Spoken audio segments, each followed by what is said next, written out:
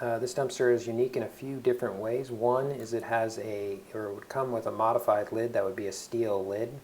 That lid would come also with a loop for a lock, and that'll reveal why it needs to be so secure in a second. But essentially, we don't want anyone getting into the dumpster without permission. So this dumpster is actually a solution to the needle problem that's in the city right now. So obviously we'd love to have all the litter off the ground in the city to be clean, but needles are a particular problem because they're dangerous, they spread disease. Needles in parks are particularly dangerous for kids because they would pick them up and do terrible things. So the concept here is we're trying to get needles in particular off the streets, and we're trying to incentivize that. So this dumpster comes with a few unique elements. It would be a modified dumpster. And on the back here, you would see a needle deposit. And this is where somebody would come along and set a needle here and deposit it. The reason they would deposit it is for the secondary piece here, where this is a coin collection. So people with loose change would put their coins in here, and people who deposit needles would get loose change randomly in the sense that the change wouldn't be sorted. Every time you put a needle in, you would get some change, but it might be a quarter on one deposit, it might be a penny on another, because there wouldn't be a sorting mechanism within the collection. So let me break down a few elements of this dumpster.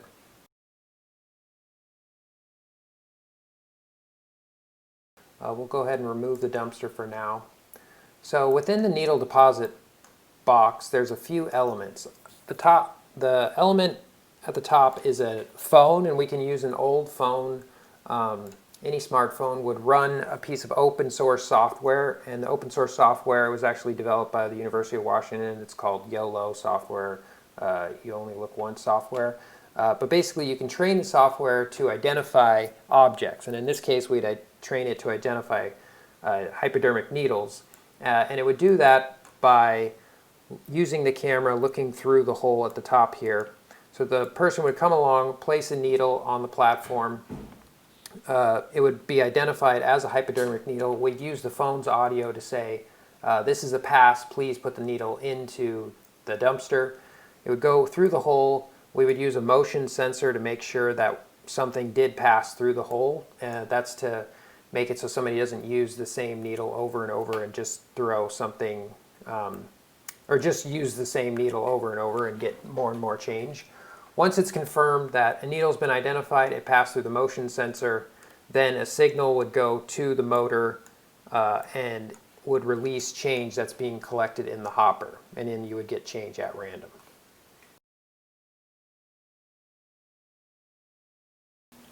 So linked below is a detailed bill of materials, but basically there's a few important jobs that would need to be accomplished with this, assuming we could get a dumpster maybe donated by the city. But welding all of this together, making it secure, putting it together, there'd be some unique shapes that need to be welded together, and some a hopper for the change and some protection for the phone that would go inside it.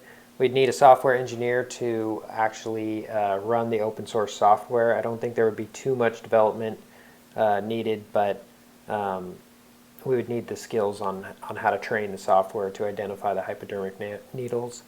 And we would need a mechanical engineer to wire up the motor that would actually dispense the change, and also use the intelligence of the phone to leverage the motion sensor and send the signal to dispense the change. So I have a rough estimate of how much all of this would cost, assuming labor and some parts would be donated. It'd be less than $500 in terms of motors, hardware needed. I would donate the cell phone myself.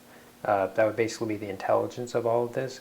There would also be some interesting data that could come out of this to be tracked in terms of how many hypodermic needles are being collected, and also how often people are depositing the needles and at what time they're depositing the needles, and maybe even more data than that. And you could also train the software to collect other potentially dangerous artifacts or debris that's in the city if the idea caught on.